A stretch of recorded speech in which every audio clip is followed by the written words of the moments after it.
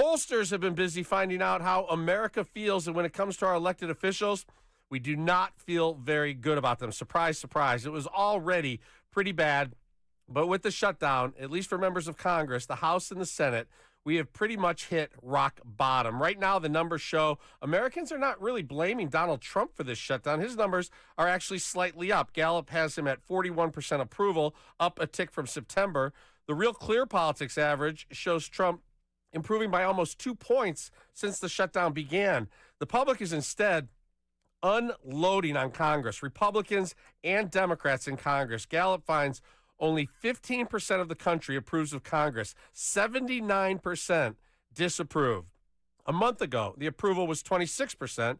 In other words, Congress has lost 11 points of public trust in 30 days. The collapse is pretty severe. GOP approval of Congress dropped from 54% to 33% in a single month. Independents dropped to 12%. Democrats dropped to just 5%.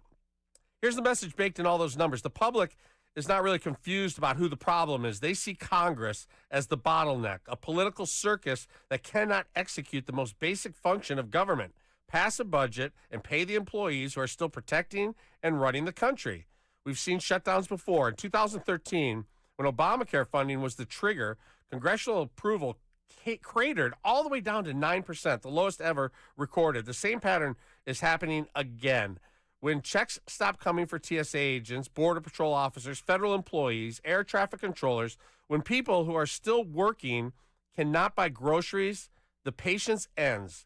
Betting markets, yes, people gamble on this kind of stuff. Betting markets predict this shutdown will run 44 days, 4 times longer than people assumed on day one.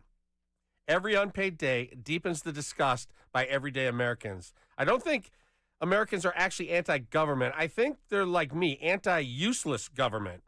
I don't hate institutions. I hate incompetence. I appreciate either party that will get the job done, keep the country safe and the economy strong. I root for America, not a political party, and I hope that we do punish the people who cannot produce, who do not get the job done. That's the way I think it should be. Just do your job, all of you. The legislature's numbers are imploding, and the longer this goes on, the more the country will turn from frustration to fury. Because if you can't keep the lights on, you don't deserve the job you're sitting in. But I'm afraid to say the reality is the vast majority of incumbents responsible for this mess will likely win re-election in the next election process. So where is the motivation to do better?